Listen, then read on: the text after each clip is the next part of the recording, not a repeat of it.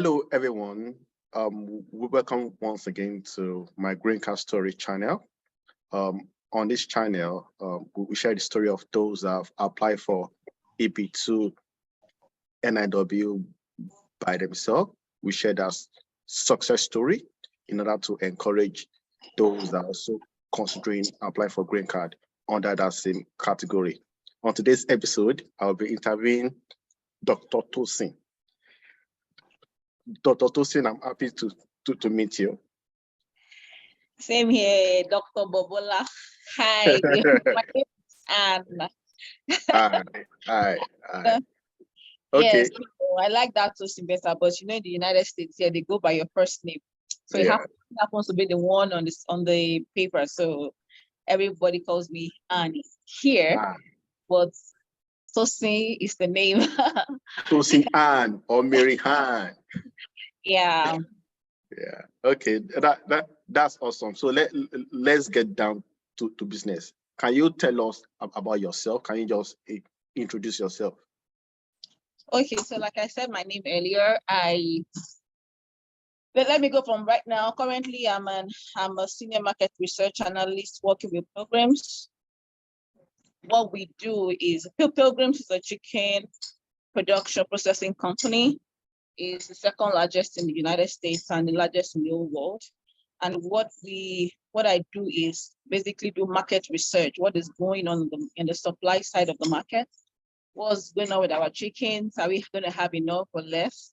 Then we go over to the demand side of the market. How are consumers buying the chickens? What kind of chickens do they like? Do they like the breast fresh, or do they like the deli? Are they buying more deli now, or are they buying more frozen chicken? So we kind of like monitor the market and see, okay, are prices going up or down? How is it going to affect us as a company, and how is it going to affect the industry? So majorly my role is just to look at the industry, not necessarily where the programs I'm working, but general beef meat industry, to see how beef is going, how is pork going, how is pork going to affect the sales of chicken, stuff like that. Okay, thanks so much for giving us a detailed description. For now, like I said, okay, I had my PhD at Texas Tech, which was in 2000, yeah. And before my PhD, before I started the PhD program in 2016, I was in Nigeria, where I was working for the Federal Ministry of Agriculture. I was an agricultural officer. I worked on that job for like 5 years before coming for my PhD. At that time, I went for my master's degree at Ahmadu Bello University in Zaria, EB. Okay. That was complete. So, 09, Niger. I guess I started around 09 or 010. And I finished eventually in 2014. Okay, that's good. That's awesome. So, nowadays, everyone is just talking about green card, apply for green card through EB-2 NIW. So when did you decide to apply for a green card? Okay, so it's a journey. When I was living in Nigeria, I didn't know about EB-2 NIW. I just wanted to go for advanced degree, and it's a better place for my family, But when I came in, I guess when I got to my second year of my PhD, then a friend of mine just mentioned that, we're talking about how people get to integrate in the United States and all that. And she mentioned that some people told her about NIW. I have never heard of NIW before. So I was just kind of curious, but I just kept it in my mind. At that point in time, I was not there yet. So I didn't even do any kind of research. It was just like, okay, he said there was something NIW somewhere. Okay, maybe when I need it, I'm going to go look for it. So along the line, when I was about to defend in COVID, 2020, I was working from home. I was preparing for my dissertation. I was going to defend. Then there was a senior colleague. There was a senior colleague that we had, a mutual friend that was telling me, this person is in the United States and is that, you should reach out to him. So something just prompted me to call him that day. And we just got talking, and he grew up where I grew up in Nigeria, and we're just talking about people we know together, and was telling me, have you heard of NIW? Are you filing I'm like, oh yeah, someone mentioned it to me, and I'm thinking maybe because right now I'm so busy with kids, I'm trying to do dissertation. Maybe after everything I will start. He was like, no, no, no, no. I should start like right now. Unless some people say you're going to need to, finish school first and then have a lot of publications. He was like, no, do you have teaching experience? I said, yes, I have teaching experience. Do you just your teaching experience is enough? Just start like right now. It was just like the force was so much to somebody that I had not seen before, but he just pushed me so hard. Like, don't wait. Even with you don't need to have publications. Even with your teaching experience, Americans are looking for teachers. Just you've taught people on the graduates and everything, and you even had teaching experience back in Nigeria. Just put your packet together, just go. He just was like, he's going to send me some of documents that we need to, that I need to look into to read and all that. And that was it. Okay. So they sent me some of things, and I didn't start at that time, but that was the, that was the spur for me. Okay. So I guess you have answered my next question, which is actually how did you hear about EB-2 NIW? So I don't need to ask you that question again. The next question that I will ask you is, what made you believe you could self-petition? When people are thinking about NIW, sometimes they are thinking of using a lawyer, and at times other people just want to do it by themselves. So for you, what made you think you could actually do it by yourself? Thank you, Bobola. That's an interesting question, because it was still that same brush that pushed me like, okay, a lot of people say lawyers and everything, but he will just want to tell me, if it was that prof, and there was a prof so at Texas Tech that was a mutual friend, it was my friend, and it was like, people that you can speak English, right? We speak English in Nigeria, so the only thing why a lot of people use lawyers is because they cannot express themselves. So as long as you can speak English, you can speak English, just follow all the things, just go online, check what you need to do. You can do it yourself. It was him that says, the lawyers will make you do like 80% of the job, and they get to do it. So you're still going to do it anyway. So why spend that money? So that was him. Okay, good. So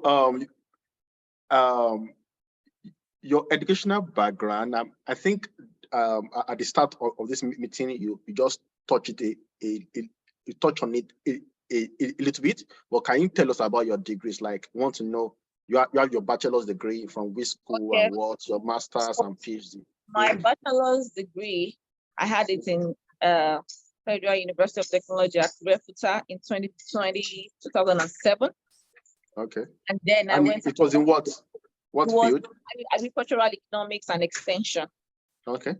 So after that time, when I finished 2007, I went ahead to do my master's. I started in 2009 at Ahmadu Bello University. Same agricultural economics for master's degree.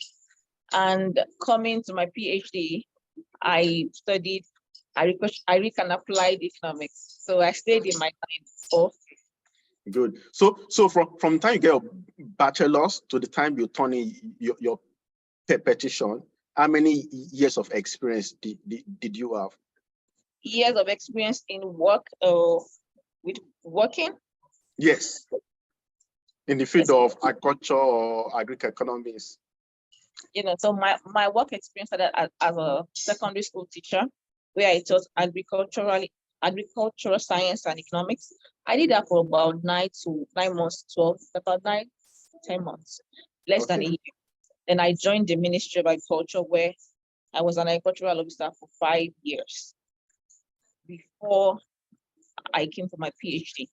Okay, so that means you had like 6 years of experience. Okay. Outside school. Okay, so after you had made a decision to self-petition, what was the first step? What was the first step you took? Okay, so when I made the decision, to self-petition, so that decision was driven by so many things, right? I'm in the field of agric and applied economics. We are not in STEM, so that means I had just 1 year for my OPT, or else I'm going to be out.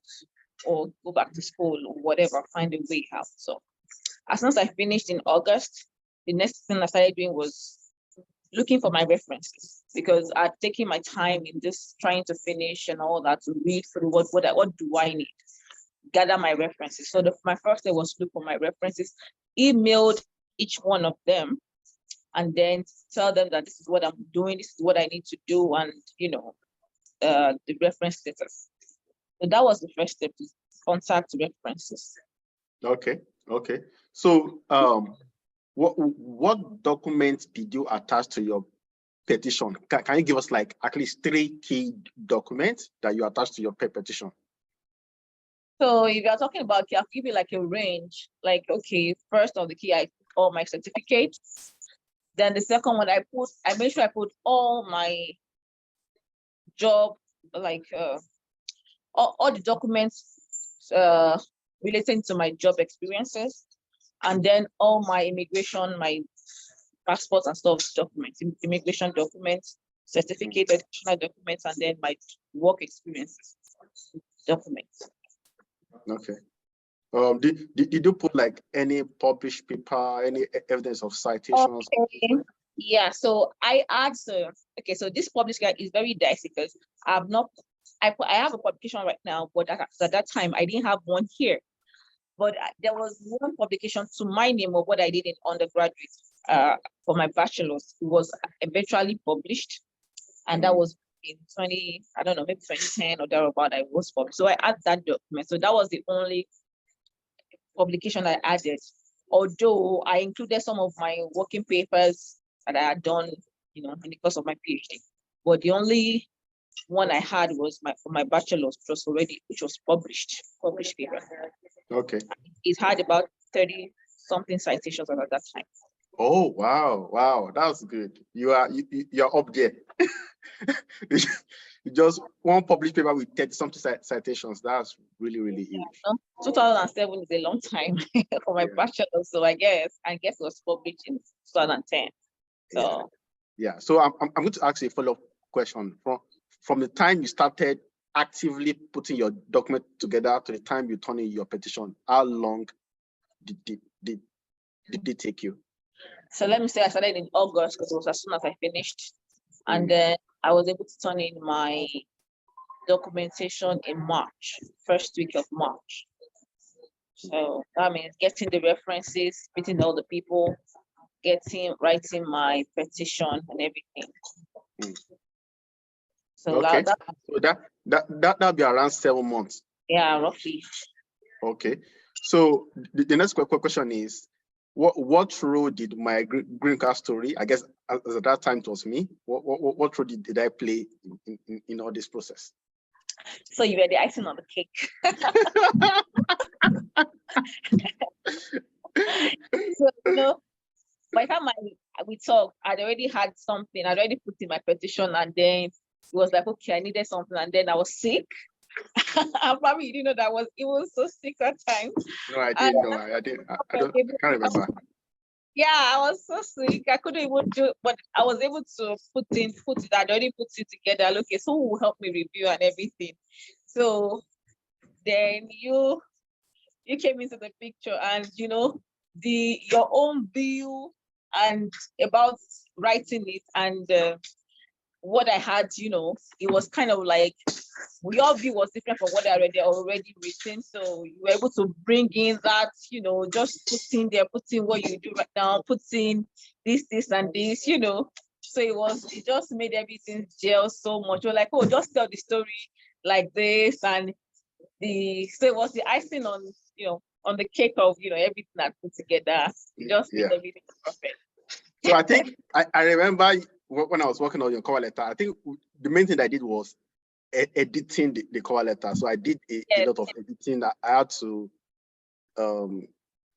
make sure that the structure of the letter was good, the flow of the letter was good. Each paragraph, the first paragraph was connected to the second paragraph. Then I had to make sure that each of the points were well discussed. So I think I added more paragraphs to kind of elaborate on the importance of your proposed endeavor, and also I did a couple of writings. Yeah, I know one of the major stuff. No, we're talking on it and we're working. It was about what I was doing right now. Like I didn't put so much of what I was doing at that time. Like you were like, okay, what was the greatest achievement? What have you achieved at this job? You must have done something. You need to put it there. You need to tell yourself more. Okay, what was the thing? Be specific with your numbers. You know, if you are done, so say it is 1,000 something. Put your numbers out. Don't don't sell yourself short. There's so many things you made me go back and okay, yeah, I did this actually. Yes, put it there. Did you when you were teaching? How many students were in your class? I bet you, oh, so you need to put your students, okay, you taught a class of 50. You should put it there. Don't just like be specific. Those are the things. That was the icing on the cake. Like put those specifics there. Those numbers are important. They need to see it. Yeah, so that I'm going to stress on that. But like anytime you are writing your cover letter, you need to be specific. So so let's say you are working on a research, you're trying to design a new automobile engine. Okay, you're able to design one. So now you have a prototype. So the person that's reading your cover letter will not really understand how efficient that new engine is compared to the conventional engine. So you need to compare it. So is it 20% more efficient than the conventional engine or 30% more efficient? So you need to give the number. Yeah. So that will make it more easier for them to understand the impact of your work. And that was what Tosin is actually talking about. Okay, so the next question. Can you share your timeline? So but from time you turn in your petition to the time you add back from USCIS, how long did it take? So I turned in my petition first week of March and I got back a response November. So about 8 months, right? November. Yeah. 8. Yeah, I think it's months. Okay. Good. Then I went for so after that I got a letter in December to go for my thumb printing for my biometric. Okay, so we are going to address that adjustment of status in another video because I want us to do like a much more detailed description of the adjustment of status. So if you are watching this video, there'll be a follow-up video where Tosin and I would address that. So the next question is, did you face any challenge when you were putting your petition together? Of course, it was not easy because I was working at that time, so I'll get back. Like I told you, I have a timeline. I need to finish it within 1 year because I didn't know what I was going to. So I'll come back from work. I was doing OPT and I'll stay up at night to reach, because I had to write my references. Like I have to give them a sample of what I wanted. This is what I need to. This is what I want. These are the points that I need to put into my letter. So I need to just give them a sample and say, okay, it's easy. I know that you guys are busy, but this is an example of the reference that I want. You're free. Please make changes as you wish. Those are what I did. And putting those things where wasn't fun at all because it took a lot from me, but it took a lot of determination because when you don't have a choice, you just know that you need to get it done. So that was what happened to me. And I needed to contact an external reference that does not know me. That was challenging. I sent letters to emails to about 3, 4, 5 people. 2 responded, some didn't respond. I sent letters to maybe chairman of associations that had presented in their conferences and stuff. Okay, just talk about what I've done. Okay, send them my CV. Some didn't respond. Some responded and said, oh, they work for government and they will not be able to do that. And there was one of those professors that responded that, okay, I don't know you, but I can talk about the relevance of your area. Then that was just it for me. It was a lot of stress having to get all those things. Because I'm like, how do I get an anonymous that doesn't know me to be able to write the reference letter?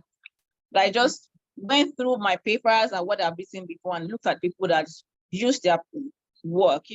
I cited this person at one point, so I've actually used this person. Okay, let me just write them an email and tell them that I love your work. I've been working the same line as you, and this is what I've been working on. Can you write on the importance of this research area? Okay, thanks so much, and that's very important, because anytime a person wants to get a recognition letter from the petition, number one, it's always good to get letters from those that they have worked with, because those people would corroborate their story. At the same time, they also need like an independent person that probably they've never worked with, that can actually assess the impact of their work. So USCIS usually look for those two set of recommendation letters, because if all the letter that you attach to your petition is just from everyone that they have worked with, they can actually claim that those people are only within your circle, and that does not show that your work has impact people outside the circle of your influence. So that's why it's good to get recommendation letter from those that have used your work, but also they have not necessarily worked with you. Okay, the next question I'll ask is, how did you feel when you got your green card? What did you say? How did you feel when you got your green card? When I got the green card, or when I got the approval, there are 2 days. Okay, so when you got your approval, how did you feel? Then when you got your green card, man, how did you feel? But voila, this approval that I've checked for like every day. So I said 8 months. So believe me that I've checked for, in a week, I would have checked 6 times every week for the whole 8 months. Like it was when it was close to the time that I got there, like, okay, maybe I should not check for like 3 days. So trust me, I was checking like every day since March 8th that I submitted. So seeing the approval was, I can't describe the joy, like, because I didn't even know what was going to happen. I didn't know what was going to happen. I was just praying, and when I saw it, man, you don't want to understand this kind of scream. And as at that point in time, like if you know my story, my husband as well, he too was working on OPT, and it was on STEM 3 years. They filed for him in the office, and the first one didn't go through. The second one didn't go through. So we were at that point of his filing wasn't go through, and this one we're just waiting, so the approval was just, That's so good. So yeah. Thank you so much for sharing your petition story. So in the next video, we'll talk about the details of your adjustment of status, the forms you filled, and how much it cost you. So if you are watching this video, like I said earlier, there'll be a follow-up video. So Tosin, thank you so much. And please don't forget to subscribe to this channel. And also, if you are interested in knowing more about the kind of service we render at My Green Card Story, kindly send an email at mygreencardstory@gmail.com. Thank you. Bye. Ciao.